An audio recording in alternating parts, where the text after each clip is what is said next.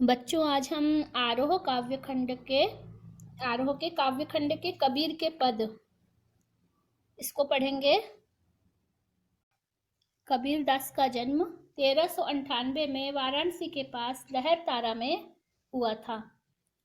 इन्होंने बीजक नाम का एक ग्रंथ लिखा है जिसमें साखी, सबद और रामायणी संकलित है। इन्होंने लिखा नहीं है, इनके शिष्यों ने इसको संकलित किया है। इनकी मृत्यु 1518 में बस्ती के पास में मगहर नामक के स्थान में हुई थी। कबीरदास निर्गुण शाखा के ज्ञानाश्रयी के एक बहुत प्रसिद्ध कवि हैं और इन्होंने बाह्य नंबरों का बहुत अधिक विरोध किया है। ये जो जाति के भेद हैं, धर्म के भेद हैं, इसके वर्ण के भेद हैं, संप्रदाय के भेद हैं, इसके विरोध करते हुए इन्होंने प्रेम, सद्भाव और समानता का समर्थन किया है।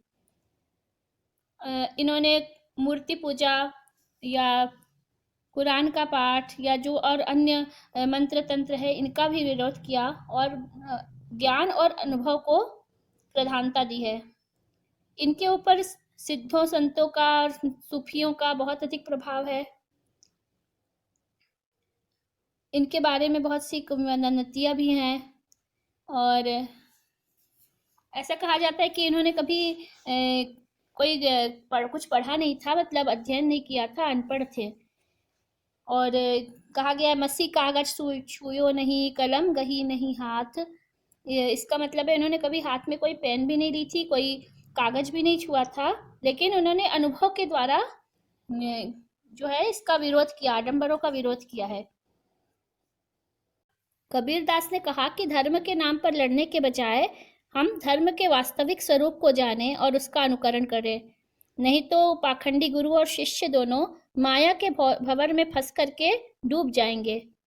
जो हमारी पुस्तक है इसमें के 2 पद हैं कबीर के।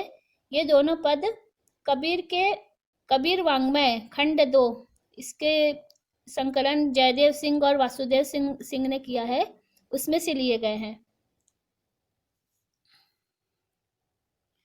पहला पद है, हम तो एक एक करी जाना, दोन कहे तिन्ही को, दो जग जिन नाहिन पहचाना। कबीरदास कह रहे हैं कि हम तो एक ही हैं, हम सभी एक हैं।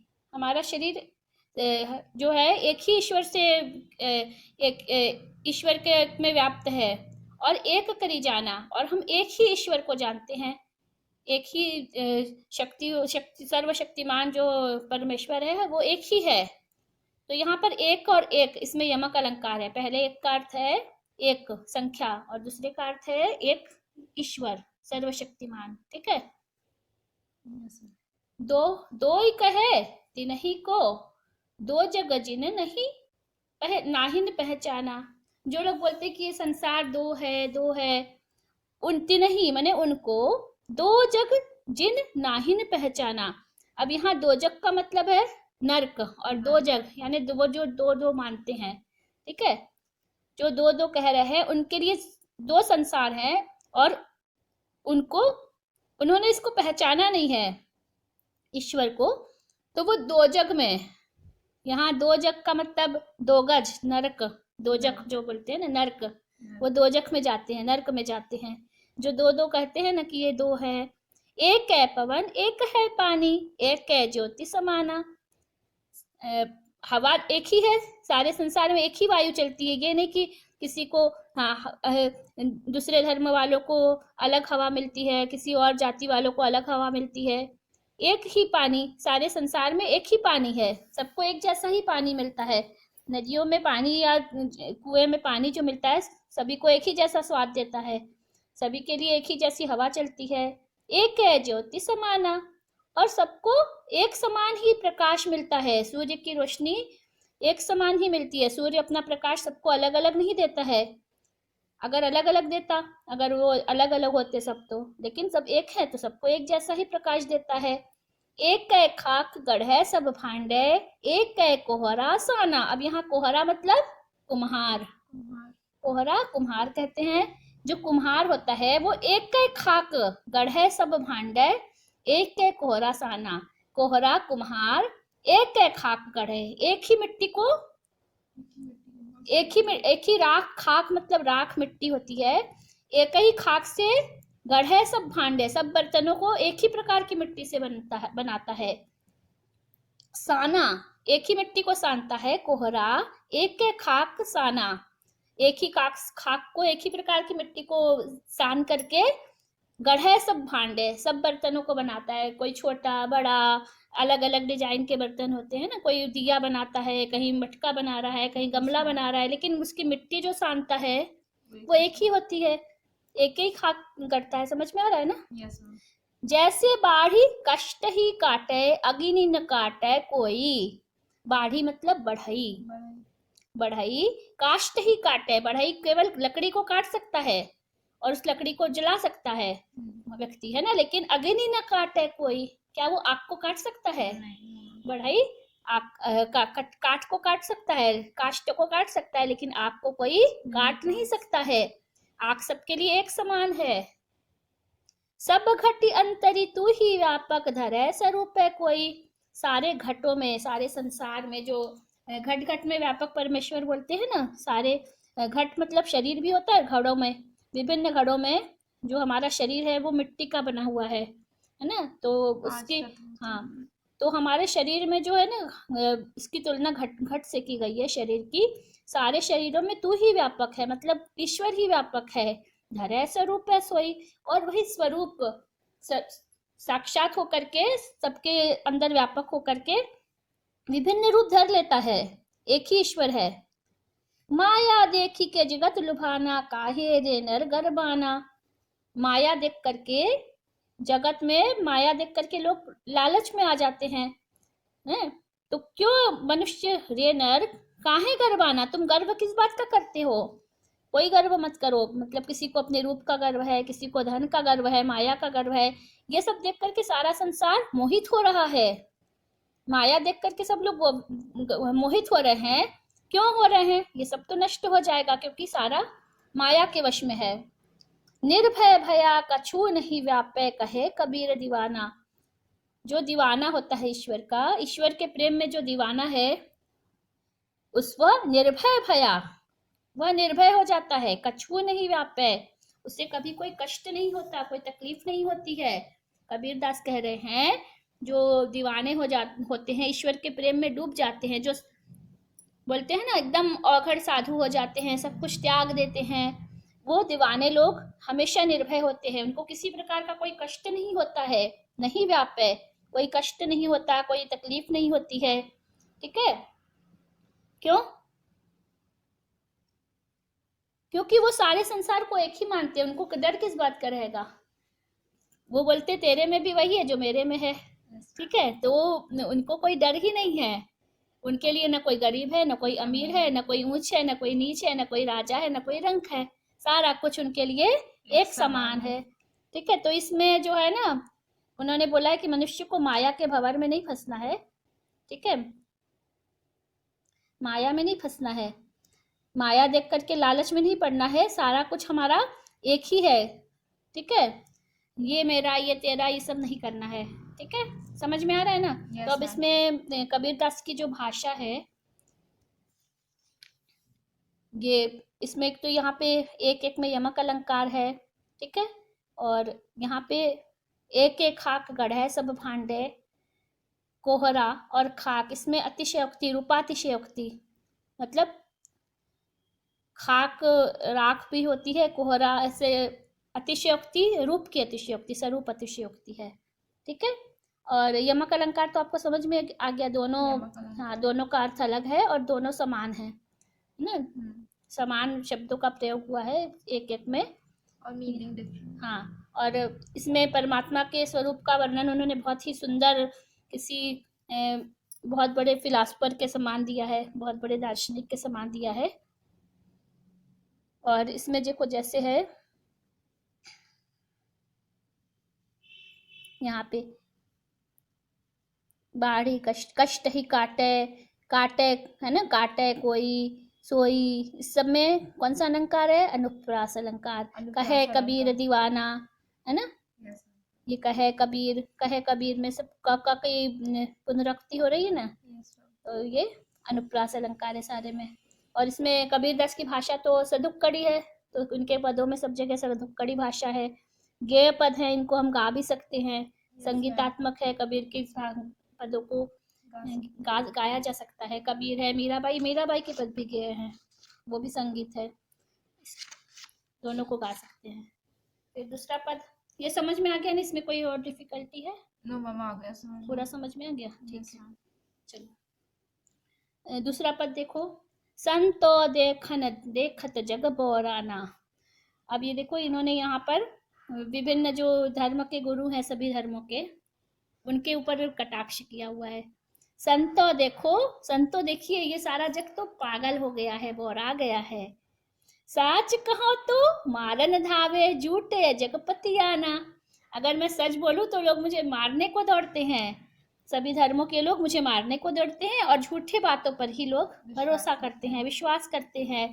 नेमी देखा धर्मी देखा, प्रात करे असनाना। वो सभी का विरोध कर रहे हैं, मतलब वो हिंदू मुस्लिम या जो भी धर्म है, वो बोलते धर्म सारे खराब है, कोई धर्म ढंग नहीं है ना। धर्म वर्म सब छोड़ो, केवल बिना पूजा पाठ किए, बिना कुछ किए, केवल ऐसे ही रहो साधुओं जैसे सभी लोग। ठीक है, तो अब इसमें आगे कबीर पंथ बन गया इसी के मान करके, जो किसी मतलब धर्म को नहीं मानते हैं। मतलब कबीर ने तो धर्मों का विरोध किया, और उन्हीं के अनुयायियों ने एक धर्म बना दिया आगे। चलो इसको समझ लेना। संतो देखो ना जग बोराना, संतो देखो, ये सारा संसार तो सज्जनों पागल हो गया है, बोरा गया है। साच कहो, सच कहता हूँ मैं, तो मारने को दौड़ते हैं। झूठे जगपति आना, और सारा संसार झूठ में ही विश्वास कर रहा है, झूठी बातों पर ही पतिया रहा है, विश्वास कर रहा है। नेम ही देखा, मैंने बहुत बड़ा नियम मानने वाला देखा। धर्म ही देखा, बहुत बड़ा धर्म करने वाला धार्मिक व्यक्ति देखा। प्रात करे असनाना, और प्रातः स्नान करने वाला भी, सुबह सुबह बिल्कुल सूर्योदय के समय नहाने वाले व्यक्तियों को भी देखा। आत्म मारी पखा नहीं पूजे, वो अपनी आत्मा को मार देते हैं, स्वयं को मार दे रहे हैं, और पखानों को, यानी पत्थरों को, पाषाणों को, पखाना ही मतलब पाषाण, पाषाण ही पूजे, पखाना ही पूजे, अपने आत्मा को मार करके पाषाणों की पूजा करते हैं, पत्थरों की पूजा करते हैं। उसमें कछु नहीं ज्ञाना, जबकि उसमें कोई ज्ञान नहीं है, उन पत्थरों में कोई ज्ञान नहीं है, उनकी जबरन में पूजा करते हैं, जबकि उनको कोई ज्ञान नहीं है। बहुतक देखा पीर औलिया, पढ़े किताब कुराना। मैंने बहुत सारे ऐसे पीरों को, औलियाओं को देखा है, जो किताब कुरान की पढ़ते रहते हैं, पूरे समय हाथ में कुरान लेके पढ़ते रहते हैं। ऐसे बहुत सारे पीर औलियों को देखा। कै मुरीद तदबीर बनावे, उनमें उहे जो ज्ञाना। अरे ये लोग क्या अपने मुरीद की, मुरीद मतलब क्या होता है? शिष्य। मुरीद मतलब जो, मतलब हम आपके मुरीद हो गए, आपके अनुयायी हो गए, मुरीद शिष्य। वो अपने मुरीद की क्या तदबीर बतावे, उसकी तकदीर बना सकते हैं, उसको कोई उपाय कर सकते हैं ईश्वर को पहुंचाने का? वो खुद ही उपाय नहीं बना बता सकते, अपने शिष्य को कोई उपाय नहीं बना सकते हैं, कोई उसकी तकदीर नहीं बना सकते, कोई उसको उपाय नहीं बता सकते कि कहाँ से वो ईश्वर को पाले। उनमें उहे जो ज्ञाना, अरे उनमें कोई ज्ञान हो तब तो वो बताएंगे, ऐसा यहाँ पे उनको कटाक्ष किया है। क्या उनके पास तो कोई ज्ञान है ही नहीं, वो केवल हाथ में किताब लेकर के पढ़ते रहते हैं। आसन मारी डिम्भ धरी बैठे, ये आसन मार करके बैठते हैं, और डिम्भ यानी दंभ करते रहते हैं, अपने आप में घमंड करते हैं, दंभ करते हैं इसका, ठीक है। दंभ करना यानी घमंड करना, है ना, घमंड करते हैं आसन मार करके। मन में बहुत गुमाना, और इनके मन में बहुत घमंड है, गुमान है, आप अपने आप को बहुत बड़े मतलब धर्म के ज्ञाता, धर्म के गुरु अपने आप को मानते कि हम जो बोलेंगे वही हमारे सभी लोग करेंगे, हमको ही सब कुछ मालूम है, सारे ईश्वर को जैसे को इन्होंने अपने वश में करके रखा है ना। और दर्भ करते रहते हैं, गुमान करते रहते हैं। पीपर पाथर पूजन लागे, तीर्थ गर्व भुलाना। कोई पीपल की पूजा कर रहा है, कोई पत्थर की पूजन करने में लगा है। तीर्थ गर्व भुलाना, कोई विभिन्न तीर्थों में अपने गर्व को भुलाता रहता है, गर्व के साथ तीर्थ करता है। अरे मैं तो ये तीर्थ कराया, मैं तो ये धाम कराया, ऐसे करके गर्व के साथ में अपने आप को बुलाने में लगे हैं, बहुत गर्व का आनंद अनुभव करते हैं तीरथ करने के बाद। टोपी पहिरे मारा पहिरे छाप तिलक अनुमाना, ये लोग अच्छी अच्छी टोपी पहनते हैं, विभिन्न प्रकार की माला पहनते हैं, छापा लगाते हैं, तिलक लगाते हैं, और उसमें अपने आप को अनुमाना मने डूबे रहते हैं उसमें, है ना।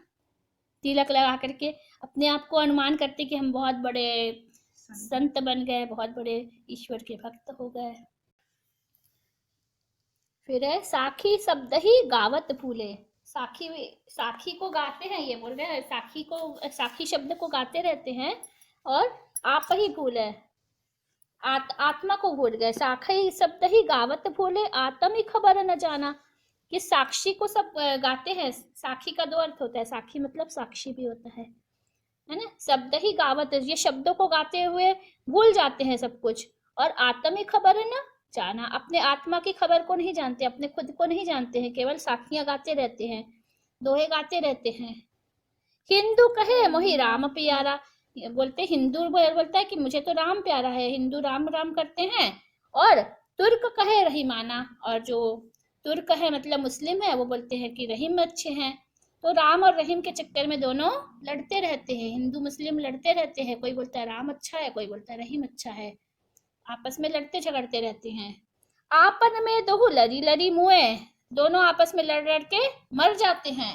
मर्मन काहू जाना, लेकिन कोई भी नहीं जानता कि राम कौन है और रहीम कौन है, मतलब उनका बोलना है दो नहीं है ये राम रहीम, पहले इसमें था ना एक एक है, दोनों दोनों एक है, राम और रहीम दोनों एक ही हैं, लेकिन इसका मर्म तो कोई जानता ही नहीं, दोनों आपस में लड़ते रहते हैं।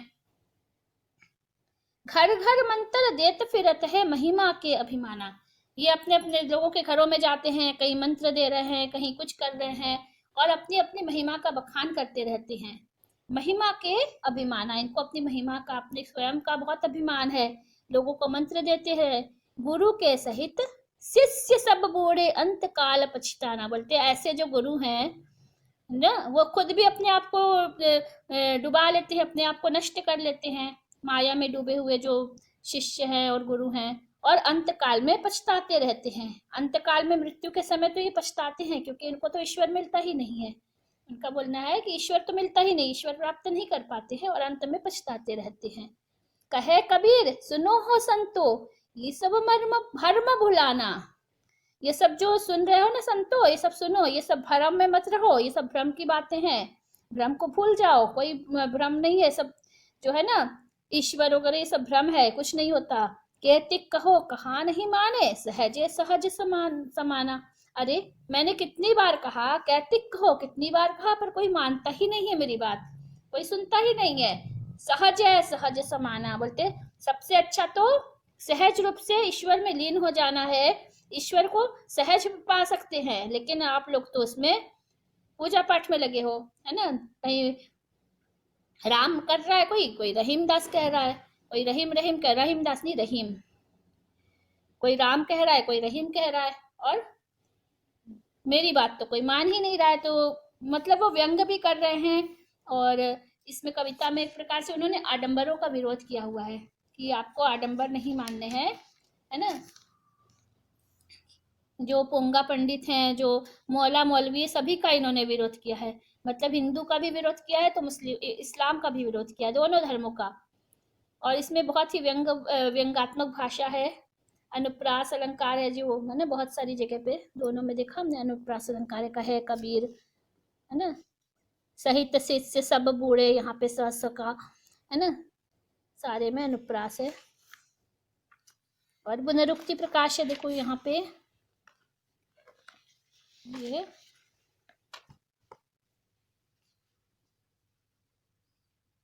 दो बार हुए हैं ना, जो सांच कहो तो कहाँ पे है, सांच कहो तो मारन जावे, नहीं इसमें था ना,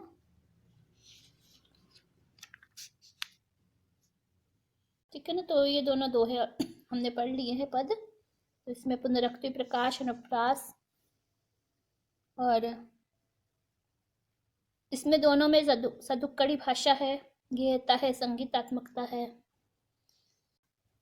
ठीक है, तो इसमें आप काव्य सौंदर्य में ये लिखेंगे, और संदर्भ प्रसंग में तो ये लिखेंगे संदर्भ प्रस्तुत पद्यांश हमारी पाठ्य पुस्तक से ये लिया गया है, आरोह के कबीर पाठ से लिया गया है, कबीर पद्य खंड से लिया गया है। और इसमें प्रसंग लेखक कवि कबीर दास ही हैं, संकलित है ये, जयदेव और वासुदेव सिंह का संकलित है, लेकिन इसके लेखक कबीर दास ही हैं। ठीक है, कबीर के। और प्रसंग में यही आएगा, बाह्य आडंबरों का विरोध किया गया है, इसमें सबको एक ही होने की शिक्षा दी गई। फिर व्याख्या जो इसकी लिखेंगे, फिर काव्य सौंदर्य में यही आपके कौन सा इसमें गेयता है, संगीतात्मकता है, अनुप्रास है ना, और इसमें सदुक्कड़ी भाषा है, ये सारा आ जाएगा। ठीक है, तो ये कंप्लीट ना।